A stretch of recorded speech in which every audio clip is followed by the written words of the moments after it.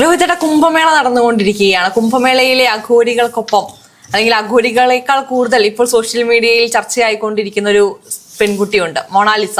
മൊണാലിസയുടെ കണ്ണും സൗന്ദര്യവുമാണ് സമൂഹ മാധ്യമങ്ങൾ ഇപ്പോൾ ചർച്ച ചെയ്തുകൊണ്ടിരിക്കുന്നത്. അത് മൊണാലിസയുടെ കച്ചവടത്തെയൊക്കെ സാരമായി ബാധിക്കുന്നുണ്ട് എന്നുള്ള വാർത്തകളും വരുന്നുണ്ട്. മൊണാലിസയെ കുറിച്ചുള്ള വാർത്തകൾ കണ്ടിരുന്നു. ഇപ്രാവശ്യത്തെ കുംഭമേള കൊണ്ട് പ്രയോജനം ഉണ്ടായത് 3 പേർക്കാണ്. ഒന്ന് ഉത്തർപ്രദേശ് സർക്കാരിന്, കാരണം 2 ലക്ഷം കോടി രൂപയുടെ വരുമാനമാണ് അവർ പ്രതീക്ഷിക്കുന്നത്. അതിൽ കൂടുതൽ എത്തുന്നെങ്കിലേ ഉള്ളൂ. 40 കോടിയിൽ പരം ഭക്തജനങ്ങളാണ് കുംഭമേളയ്ക്ക് വേണ്ടിയിട്ട് പ്രയാഗ്രാജിലേക്ക് ഒഴുകിയെത്തിക്കൊണ്ടിരിക്കുന്നത്. രണ്ടെന്ന് പറയുന്നത് IIT ബാബയാണ്. IIT ബാബ വലിയ രീതിയിൽ വൈറലായിട്ടുണ്ട്. നാഷണൽ മീഡിയാസും ഇന്റർനാഷണൽ മീഡിയാസും ഒക്കെ IIT ബാബയെ ഏറ്റെടുത്തിട്ടുണ്ട്. 3 മൊണാലിസയാണ്.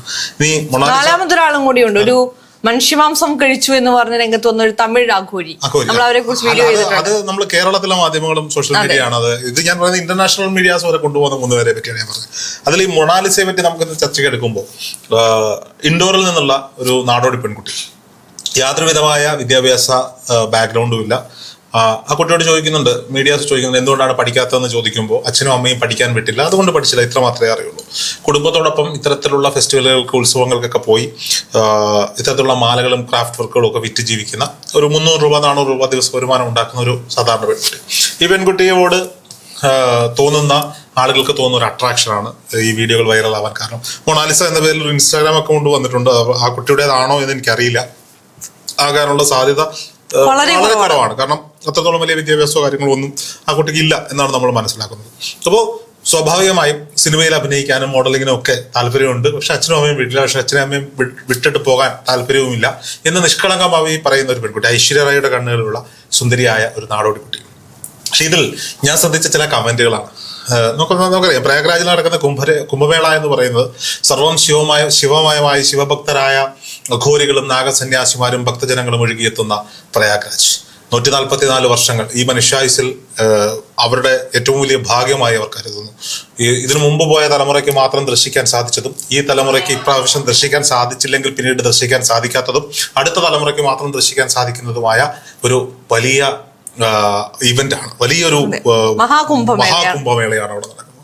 അവിടേക്ക് ശിവഭഗവാന്റെ ഭക്തജനങ്ങൾ ഒഴുകിയെത്തുമ്പോൾ പാർവതി ദേവി നാടോടി പെൺകുട്ടിയുടെ രൂപത്തിൽ ഇത് കാണാനെത്തി എന്ന് പറയുന്ന കമന്റുകളും സോഷ്യൽ മീഡിയയിൽ സജീവമാകുന്നുണ്ട്. നോക്കൂ, ആ കുട്ടിയുടെ ഐശ്വര്യം, ആ കുട്ടിയുടെ ആ നാടോടി വേഷത്തിൽ നിന്ന് മാറ്റി നമ്മൾ പലപ്പോഴും പല റീലും, പ്രത്യേകിച്ച് മലയാളികളാണ് കേരളത്തിൽ ഈ ബലൂൺ വിൽക്കാനും കൊട വിൽക്കാനും ചട്ടി വിൽക്കാനും ഒക്കെ എത്തുന്ന നാടോടി പെൺകുട്ടികളെ വിളിച്ചുകൊണ്ട് പോയി ചില പ്രൊഫഷണൽ ഫോട്ടോഗ്രാഫേഴ്സ് നല്ല മേക്കപ്പും നല്ല ഡ്രസ്സും ഒക്കെ ഇട്ട് കൊടുത്തെടുത്ത ഫോട്ടോസ് ഒരുപാട് നമ്മൾ ഇൻസ്റ്റാഗ്രാമിൽ റീൽസൊക്കെ ആയിട്ട് വൈറലായി കണ്ടിട്ടുണ്ട്. അത്തരത്തിൽ ഒരു മാന്യമായി അതിലെ കൊണ്ട് വൾഗറാക്കുന്നവന്മാരുണ്ടില്ല എന്നല്ല, അത്തരത്തിൽ മാന്യമായി ആ കുട്ടിക്ക് ഒരു ദേവിയുടെ, നമ്മൾ ഈ പുരാണ സീരിയലുകളിലും സിനിമകളിലും ചിത്രങ്ങളിലും ഒക്കെ കണ്ടിട്ടുള്ള ഒരു പാർവതി ദേവിയുടെ വേഷം അണിയിച്ചാൽ കറക്റ്റായിരിക്കും. അത് നമ്മളിപ്പോ എല്ലാ വാർത്തയിലേക്കും ഇത്തരത്തിലുള്ള ഭക്തിയെ കൊണ്ടുവയ്ക്കുക എന്ന് പറയുന്ന ഒരു ട്രെൻഡാണ്. ഇപ്പൊ പ്രത്യേകിച്ച് കുംഭമേളയാണ് നടക്കുന്നത്, അവിടെ മൊത്തം ഒരു ഭക്തിമയം തന്നെയാണ്. അപ്പൊ എന്തായാലും തീർച്ചയായും ഇങ്ങനത്തെ കമന്റുകൾ വളരെ സ്വാഭാവികമാണ്. പക്ഷെ ആ ഭംഗിയായി കാണുക എന്നാണ് ഞാൻ മനസ്സിലാക്കുന്നത്.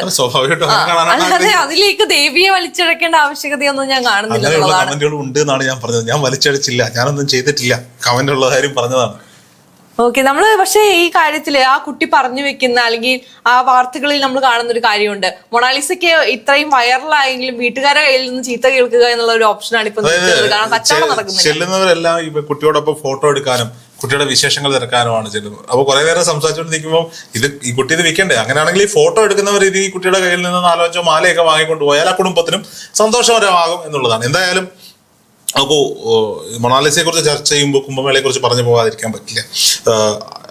യോഗി ആദിത്യനാഥ് എന്ന് പറയുന്ന ഉത്തർപ്രദേശിന്റെ മുഖ്യമന്ത്രി, അദ്ദേഹം ഒരു യോഗിവര്യനും കൂടി ആയതുകൊണ്ട് ഈ കുംഭമേളയ്ക്ക് വലിയ അതിപ്രാധാന്യത്തോടെയാണ് അവരെ നോക്കിക്കാണുന്നത്.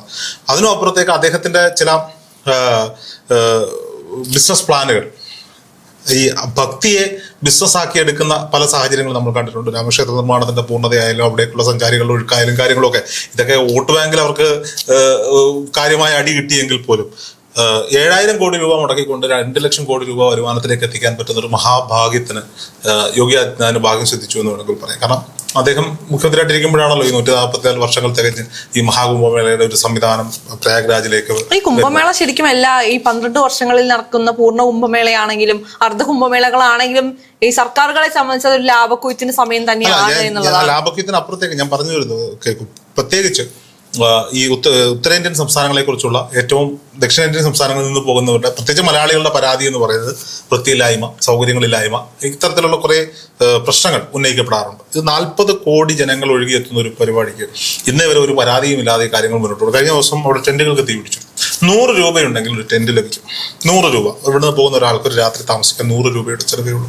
അപ്പോൾ എൻ്റെ ഒരു സുഹൃത്ത് ഈ അടുത്ത് കാശിയിൽ പോയിട്ട് വന്നിട്ട് എന്നോട് പറഞ്ഞത്, ഞാൻ പോകുമ്പോൾ എൻ്റെ 2000-3000 രൂപ ഫ്ലൈറ്റ് ടിക്കറ്റ് എടുത്തിട്ടാണ്, ബാക്കി 3000 രൂപ ഉണ്ടായിരുന്നുള്ളൂ. അവിടെ ചെന്നിട്ടാണ് ഫ്ലൈറ്റ് ടിക്കറ്റ്. അവിടെ ചെന്ന് കഴിഞ്ഞപ്പോൾ ഭഗവാൻ എല്ലാം എനിക്ക് വേണ്ടുന്നത് ചെയ്തു തന്നു. അത് അവന്റെ വിശ്വാസത്തിന്റെ പുറത്ത് അവൻ പറയാണ്. പക്ഷെ ഭഗവാൻ ചെയ്തു തന്നതിനും അപ്പുറത്തേക്ക് അവിടെ എത്തുന്ന ഭക്തജനങ്ങൾക്ക് യാതൊരു വിധമായ ബുദ്ധിമുട്ടും ഉണ്ടാകാത്ത രീതിയിലുള്ള സംവിധാനങ്ങൾ ആ സംസ്ഥാന സർക്കാർ അവിടെ ഒരുക്കിയിട്ടുണ്ട് എന്നുള്ളതാണ്. അതെ, നമ്മളിപ്പോ ആനന്ദവനം സ്വാമിയുടെ ഇന്റർവ്യൂ എടുത്തപ്പോൾ അദ്ദേഹം പറഞ്ഞു വെക്കുന്നുണ്ട് കൃത്യമായി 1 വർഷത്തിന് മുൻപ് മുതൽ തുടങ്ങുന്ന അവിടുത്തെ മുന്നൊരുക്കങ്ങളെ കുറിച്ച് അദ്ദേഹം പറഞ്ഞു. 10,000 ഹെക്ടർ സ്ഥലത്താണ് ഇതിനു വേണ്ടുന്ന വേദി ഒരുക്കി. ഇതിനു വേണ്ടി ഉത്തർപ്രദേശ് സ്വന്തമായ ഒരു മന്ത്രിയും ഡിപ്പാർട്ട്മെന്റും ഉണ്ട് എന്നുള്ളതാണ് കുംഭമേളയ്ക്ക് വേണ്ടി. അപ്പൊ അത്രയും ഡെഡിക്കേറ്റഡ് ആയി അവർ അതിന്റെ ടൈം ഇൻവെസ്റ്റ് ചെയ്യുന്നു. കാരണം ഇത്രത്തോളം അവർക്ക് ഇൻകം കിട്ടുന്നുണ്ടെങ്കിൽ അത്രത്തോളം ഇൻവെസ്റ്റ്മെന്റ് അവർ അതിൽ നടത്തുന്നുണ്ട് എന്നുള്ളതാണ്. ഇവിടെ നിലയ്ക്കൽ നിന്ന് ഭക്തജനങ്ങളെ ഒന്ന് നല്ല KSRTC ബസ്സിൽ കൊണ്ടുവന്ന് പൈസ കൊടുക്കാൻ എത്ര വേണേലും കൊടുക്കാൻ തയ്യാറാണ്. പമ്പയിൽ ഇറക്കി വിടാൻ പറ്റാത്തൊരു സർക്കാർ ഭരിക്കുന്ന ഒരു നാട്ടിൽ ഇരുന്നിട്ടാണ് നമ്മളിത് പറയുന്നത് എന്നുള്ളത് പ്രത്യേകം നമ്മൾ ശ്രദ്ധിക്കേണ്ടുന്ന ഒരു കാര്യമാണ്. നോക്കൂ, ഞാൻ ആരും കുറ്റം പറയാൻ ആഗ്രഹിക്കില്ല. ഞാൻ ഈ കഴിഞ്ഞ ദിവസം തൃശ്ശൂരുള്ള കൃഷ്ണകുമാറിയേട്ടൻ കുംഭമേളയ്ക്ക് പോയി. അദ്ദേഹം എന്നോട് പറഞ്ഞത് അഘോരി സന്യാസിമാർക്കൊപ്പമാണ് പോയത്. നോർത്ത് ഇന്ത്യയിൽ നിന്നുള്ളവരാണ്. അവരുടെ പോലെ വേഷം ധരിച്ച് അവരെ പോലെ ഭസ്മൊക്കെ ചേർത്ത് അദ്ദേഹം സോഫ്റ്റ്വെയർ എഞ്ചിനീയറാണ്. അവിടെ പോയി ഇതൊരു എനിക്ക് കിട്ടിയ പുണ്യത്തെക്കാൾ, എനിക്ക് കിട്ടിയ അനുഗ്രഹത്തെക്കാളൊക്കെ ഞാൻ പറയുന്ന അവിടുത്തെ സൗകര്യങ്ങളെ പറ്റിയാണ്. യാതൊരു ബുദ്ധിമുട്ടും ഇല്ലാതെ ഞാൻ പോയി കുംഭമേളയിൽ സ്നാനം വരെ നടത്തിയിട്ട് അദ്ദേഹം തിരിച്ചു വന്നു സന്യാസിമാർക്കൊപ്പം എന്നാണ് പറയുന്നത്. അതെ, അതിന് കൃത്യമായ പ്രിക്വേഷൻസ് അവർ എടുക്കുന്നുണ്ട് എന്നുള്ളതാണ്. കാരണം ഷഹീ സ്നാൻ എന്ന് പറയുന്നതാണ് കുംഭമേളയെ സംബന്ധിച്ച് ഏറ്റവും ഭയങ്കര വാല്യൂബിൾ ആയിട്ട് കാണുന്ന സ്നാനം എന്ന് പറയുന്നത് ഷഹീ സ്നാനാണ്. ഈ സമയത്ത് ഒഴികെ ബാക്കി എല്ലാ സമയത്തും കൃത്യമായ ക്രമീകരണം. ഈ സമയത്ത് അത്രത്തോളം തിരക്കായിരിക്കും എന്നുള്ളതാണ്. കാരണം ഈ സമയത്ത് ഏറ്റവും കൂടുതൽ പ്രയോറിറ്റി കൊടുക്കപ്പെടുന്നത് ഈ അഘോരികൾക്കും അല്ലെങ്കിൽ ഈ അഘാടകളിൽ നിന്ന് വരുന്ന സന്യാസിമാർക്കുമാണ്. അതുകൊണ്ട് അവരുടെ തിരക്ക് കാരണം മറ്റുള്ളവർക്ക് ബുദ്ധിമുട്ടുകൾ നേരിടാം.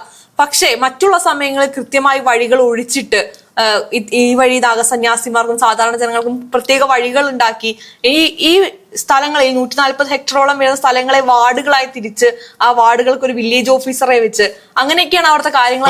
വലിയ സംവിധാനമാണ്. പ്രത്യേകിച്ച് ഇതൊരു ഭക്തിയുടെ നിറവ് കൂടി ഉള്ളത് കൊണ്ട് യോഗിക്ക് അത് ചെയ്യാനുള്ള താല്പര്യം കൂടുതലാണ്. പിന്നെ പണവും കൂടി ലഭിക്കും എന്നുള്ളതാണ്.